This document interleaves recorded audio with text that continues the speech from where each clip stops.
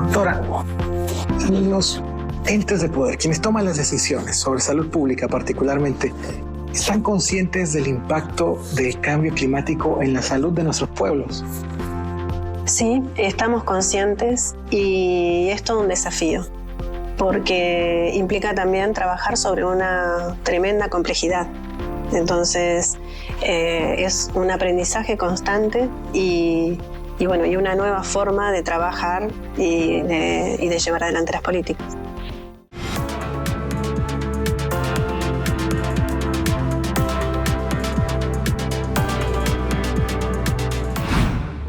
Bienvenidas, bienvenidos a una nueva edición de Hablemos de. Me encuentro en el Panamá Convention Center, donde se realiza el Congreso SRI, el mayor evento de innovación, sostenibilidad e investigación científica. Durante un ciclo de programas vamos a hablar solamente de temas científicos. Y el primer tema que vamos a abordar es el de la salud pública y el cambio global, el cambio climático. Cómo los gobiernos, los tomadores de decisiones deben afrontar lo que está ocurriendo en nuestro planeta, los cambios climáticos, los cambios en nuestras geografías, en la biodiversidad. Todo eso desde la perspectiva de la salud. Veamos quién es nuestra primera invitada. Adelante. Andrea Pere, ministra de Salud de la provincia de Neuquén, en Argentina, médico pediatra con un máster en epidemiología, gestión y políticas de salud. En el Congreso SRI participó en la plenaria Salud y Bienestar en una era de rápidos cambios globales. Doctora, bienvenida a Hablemos de. Muchísimas gracias. Gracias a usted. Hablemos de salud pública, cambio climático. ¿Cómo está incidiendo lo que ocurre en el mundo con la salud de la población, de los pueblos? Es un concepto bastante nuevo, ¿verdad? Sí, en verdad es un concepto nuevo y tenemos como un doble desafío porque es un nuevo concepto. Y entonces hay que tener, digamos, una mirada extensa sobre todas las dificultades o sobre todas las implicancias que el cambio climático tiene sobre la salud de las personas por un lado, y por otro lado hay que accionar rápidamente. Entonces, en esas acciones que hay que hacer, que tienen que ser, por supuesto, acciones territoriales en conjunto con la comunidad, hay mucho que trabajar porque no solamente, si bien el impacto es sobre la salud de las personas, no solamente se puede tratar desde el sector salud, sino que hay que hacer dada la complejidad del tema, hay que hacer un trabajo en red con otras áreas del gobierno, con instituciones gubernamentales y no gubernamentales, para poder llevar adelante diferentes acciones que puedan incidir favorablemente en la salud de las personas. Entonces, ahí es donde vemos nosotros también ese desafío, ¿no? La complejidad del trabajo por hacer. Y hablamos de efectos en la salud de la gente, en lo físico, en lo mental y también lo que provoca las carencias del ambiente, ¿no? Exactamente. Y un tema fundamental que empezar a trabajar tiene que ver con este impacto en las poblaciones más vulnerables, en aquellas que tienen en trabajar las inequidades, por supuesto, y en revisar dentro de esas redes cómo fortalecer diferentes acciones. Por ejemplo, el tema de la seguridad alimentaria, un tema que lo tenemos y que se va a profundizar y lamentablemente, digamos, ahí es donde tenemos que actuar en forma muy rápida. Así, ahí es donde creemos que las redes, y creo que un poco la pandemia nos enseñó a trabajar distinto, a mirar que la salud no es solo la salud física, sino también que tenemos que mirar la salud mental de las personas, donde esta crisis, digamos, humanitaria del COVID nos mostró la importancia, primero, de que no solamente nos afectó a la salud física, sino también a la salud mental, y además que el trabajo era en red. Es en red.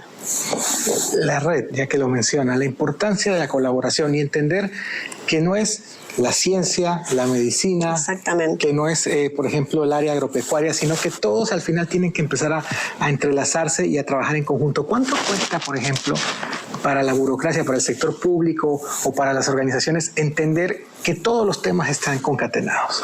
Cuesta y mucho, pero creo que tenemos que estar todo el tiempo trasladando esto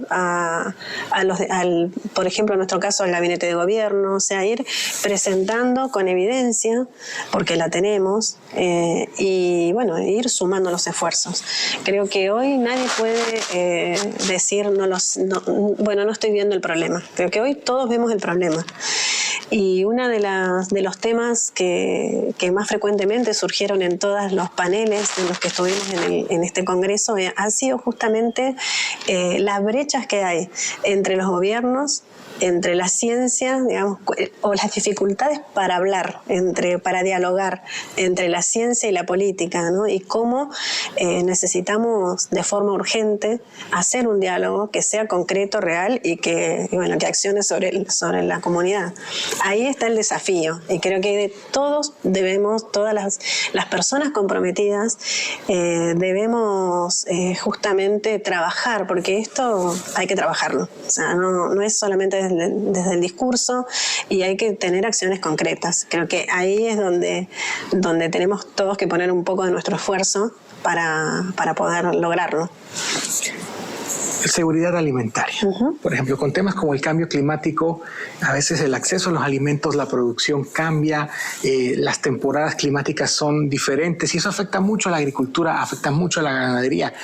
¿Cómo hay que contemplar eso, por ejemplo, para temas de salud pública? Nosotros en nuestra provincia venimos trabajando fuertemente con, por ejemplo, el Ministerio de Producción para poder realizar algunos trabajos, ¿sí?, que impactan positivamente en las comunidades locales. También venimos trabajando con la comunidad mapuche, de pueblos originarios de la provincia, para poder llevar adelante un montón de acciones que tienen que ver con cómo desde el propio territorio situado, ¿no?, se puede trabajar la alimentación sin agroquímicos, teniendo en cuenta, el territorio, y teniendo en cuenta también las amenazas que tiene el territorio, ¿no? Cómo trabajar con las áreas de ambiente del gobierno, de producción del gobierno, para poder, quienes trabajan con el cuidado del agua, para poder fortalecer ese territorio puntualmente y llevar adelante todas las acciones que favorezcan o que beneficien ese lugar. Ahora, todos los lugares son singulares, cada uno tiene su particularidad, por eso hablamos también de la complejidad de esto, ¿no? Y en ese sentido es que se favorecen todo lo que son producciones locales, las producciones de alimentos locales, trabajar la tierra, siempre pensándolo desde el territorio, o sea, no hacer una política en un lugar burocráticamente sin mirar qué es lo que está pasando en el territorio. La clave de esto es, después de la revolución industrial, utilizando los aprendizajes y la tecnología existente, es volver a lo artesanal, a lo micro. ¿Eso podría ser una de las claves? Creo que nosotros siempre debemos volver a lo primordial, a la base, a la comunidad, volver a la tierra, pensar justamente en cómo favorecer las cuestiones locales. Sí, por supuesto que pensamos que no es, creo que la evolución nuestra es volver a las bases, como quien dice, ¿no? Volver al territorio, mirarlo de forma diferente. En el caso de salud, tenemos mucho que aprender, por ejemplo, de la forma de mirar la salud de otras comunidades, no pensando en la biomedicina como la única respuesta a los problemas de salud de las personas, ¿sí? La salud y cambio climático, sino cómo mirar a través de otros ojos, ¿sí? quizá tienen otra cosmovisión, otra mirada, donde nosotros tenemos mucho que aprender. Ahí es donde en ese proceso también estamos trabajando en nuestra provincia. Creo que, bueno, hay una respuesta ahí. Hay una forma de mirar que la persona no está sola, sino que trabaja y está y vive en comunidad y se enferma y se cura en comunidad y también con el ambiente. Y bueno, mucho de eso hay para hacer. Usted es médico y, por ejemplo, uno de los eventos donde usted estuvo abordaba justamente el tema de la medicina natural, de la medicina de los pueblos originarios. ¿Cómo es para la comunidad médica? ¿No? A veces esa otra mirada que usted mencionaba, ¿no es a veces vista con cierto recelo o hasta desdén? Sí, por supuesto, y también con resistencias, y creo que las resistencias son parte de lo que, bueno, hemos estudiado en una universidad donde, por lo menos en lo que a mí respecta, nunca se me presentó otra mirada que la mía, la mirada de la biomedicina, la mirada de, bueno, que los remedios, los medicamentos, solo los producen las grandes farmacéuticas, las grandes empresas farmacéuticas, y ahora en este otro tránsito que estamos haciendo y que en nuestra provincia hay una forma diferente y por supuesto resistencias. Hay esto de la evidencia científica, si es o no es, aunque hay una evidencia ancestral que viene desde hace muchísimos años, pero que a veces se la piensa como algo, bueno, que no corresponde hacer ahora, que nos parece que no es verdad porque no hay alguna evidencia científica, quizá, pero me parece que el diálogo, seguir trabajando y profundizando la educación continua, trabajar y hacer talleres con las comunidades, eso es lo que se viene haciendo, para entender, para comprender, por parte de médicos, médicas, de otros profesionales, que esa verdad que pensábamos como única, quizá, no es tal. Por eso es importante también que la ciencia y que los médicos se involucren para también evitar que cualquier persona pueda entrar y estafar, ¿no? Que ellos estén involucrados para darle esa legalidad, digamos así. Sí, por supuesto, hay un marco. En este trabajo que venimos haciendo hay un marco legal, digamos, hay una norma importante, legal, que tiene que ver con la OIT, donde digamos, nosotros estamos aprendiendo, ¿sí? A manejarnos legalmente también con las comunidades. Entonces, creemos que en esos grandes pasos que hemos venido dando tienen que ayudar y colaborar para seguir trabajándolo con otras áreas, no solamente las áreas de salud. ¿Sí? Pensamos que ese ejemplo de trabajo que venimos haciendo tiene que servirnos a nosotros también con otras áreas que no solamente dentro del Estado, no solamente apliquen a salud, sino que apliquen a educación, ¿no? Y que y a otros ministerios. La salud preventiva. Uh-huh. Desde el siglo XX se ha trabajado mucho en fomentar la salud preventiva, pero cuesta, porque la gente acude al médico cuando ya está mal. Es verdad. El elemento de la educación, ya que lo menciona, ¿cuán importante es educar a la gente en conceptos de salud, en conceptos de alimentación, en conceptos incluso relacionados con el tema ambiental? Sí, es importantísimo que la comunidad se empodere. Si una comunidad sabe sabe qué problema puede acarrearle determinada situación, puede exigir, y eso es importantísimo, y puede estar alertada, ¿sí? Acerca de algún tema y puede acudir rápidamente si requiere algún tratamiento. Creemos que la base de la salud es la prevención, es la promoción de la salud y la prevención, y para nosotros es el eje de todas las acciones que hacemos en salud. La atención primaria, volver, como decíamos hace un ratito, volver a las bases, volver a la fuente, volver a pensar que la salud, lo primordial de la salud es eso, la salud, no la enfermedad. Entonces, estar todo el tiempo trabajando para prevenir situaciones que sabemos que también van a suceder, pero que por lo menos saberlas de antemano. Y creo que una comunidad empoderada y que sabe cuáles situaciones las pueden afectar, no solamente de las enfermedades comunes y habituales, sino también de las nuevas enfermedades que lamentablemente nos aporta todo lo que tiene que ver con el cambio climático. Entonces, las olas de calor, los golpes de calor, cómo prevenirlos, sobre todo sobre las personas más vulnerables. Bueno, todo eso, si las personas no lo saben, por supuesto las va a afectar en mucha mayor cuantía. Así que bueno, nosotros tenemos que trabajar todo el tiempo en eso. Con el fenómeno del Niño, por ejemplo, el calor es mucho más fuerte en los lugares calurosos y el frío es mucho más frío en los lugares donde estamos en invierno.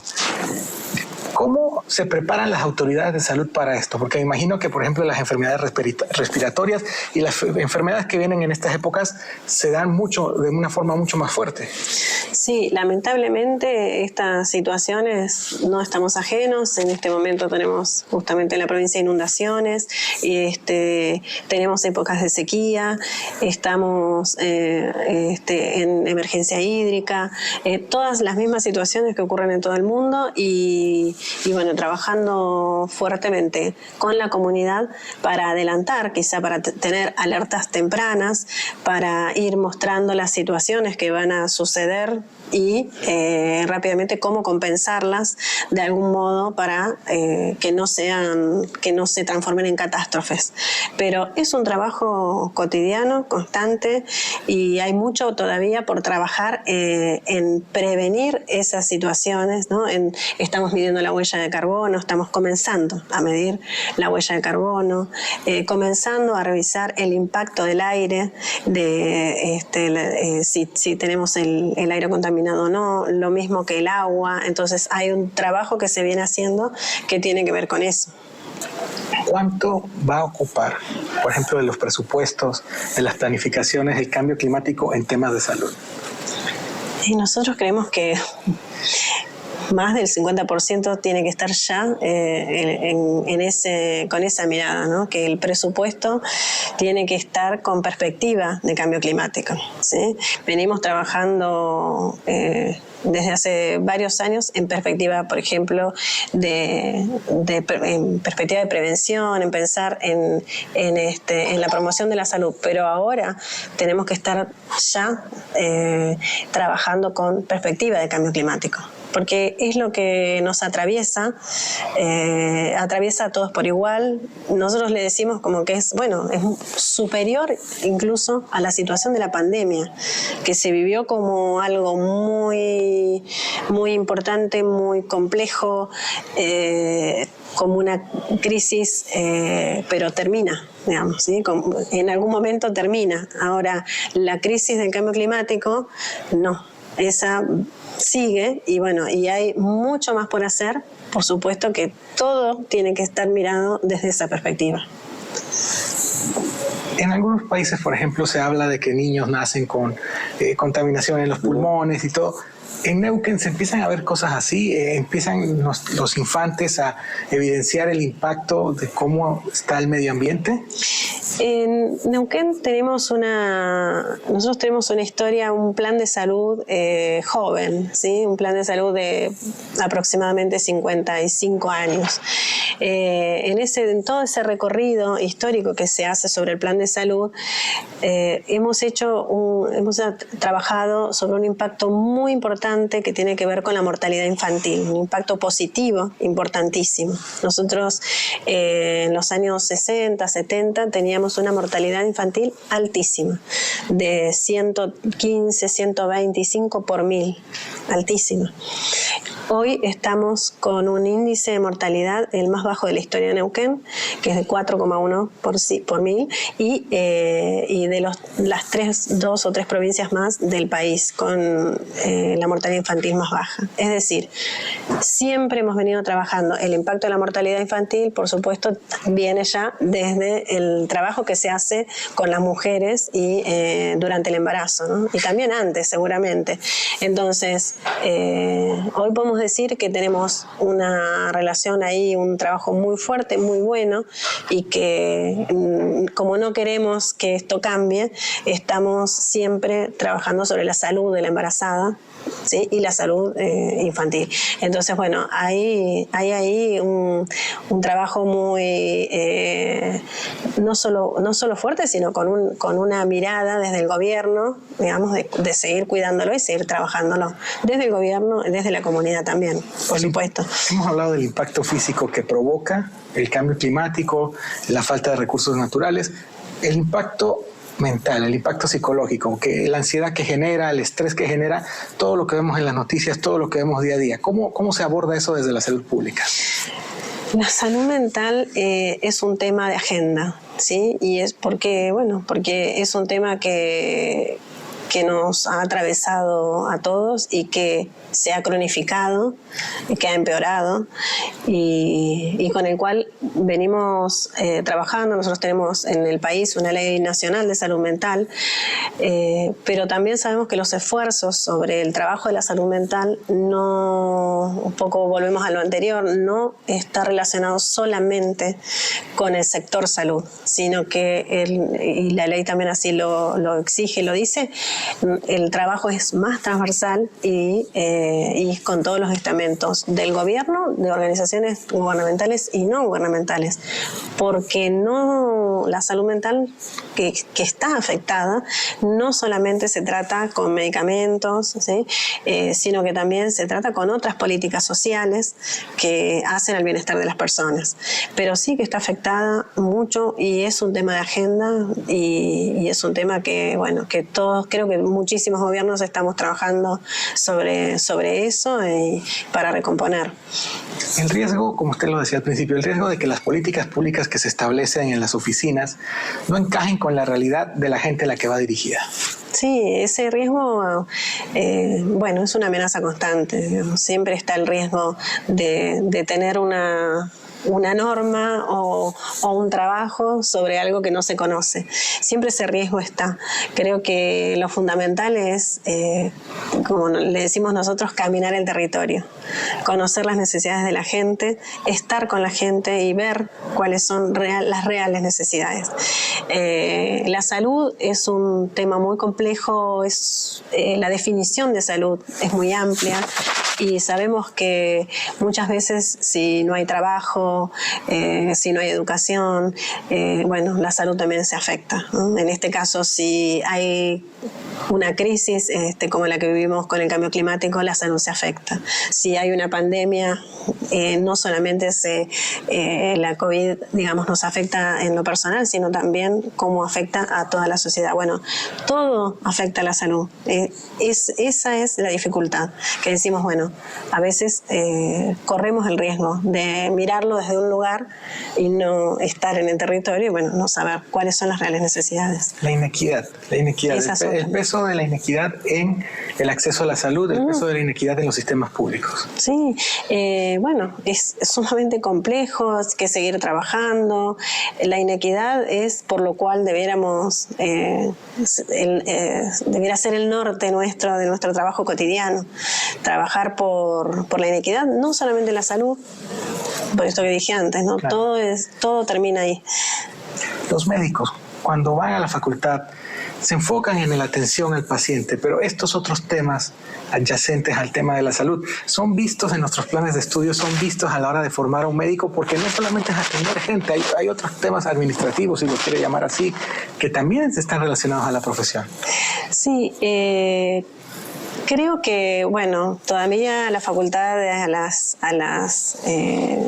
universidades, todavía les falta un poco trabajar estas diferentes, ¿no?, temáticas y áreas que son adyacentes pero tan importantes para la salud.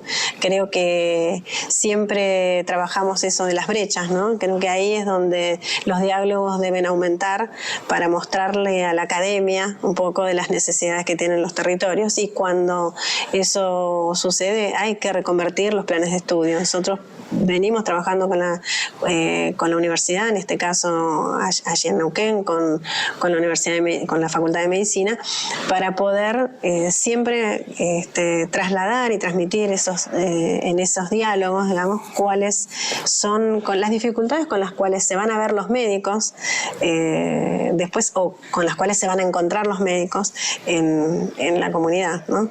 Para culminar, ¿cuál va a ser el futuro inmediato en temas de salud pública y qué se debe hacer para evitar los errores que estamos pagando ahora? Bueno, nosotros creo que nos tenemos que comprometer. El mayor tema acá es el compromiso, ¿sí? Seguir pensando que lo importante es la gente, no hay otro modo de hacer política, la salud es política, y creo que lo fundamental que tenemos es justamente eso, saber cuáles son las necesidades y seguir trabajando por eso. Doctora, muchísimas gracias. Gracias a ustedes. Gracias. Muchas gracias. Me despido. Esto ha sido todo por hoy en esta ocasión acá en Hablemos de, desde el Panamá Convention Center, acá donde se realiza el Congreso RCI, el mayor evento a nivel global de sostenibilidad, innovación e investigación científica. A nombre de todo el equipo de producción de SER TV, yo soy José María Torrijos Legaspi y será hasta una próxima ocasión.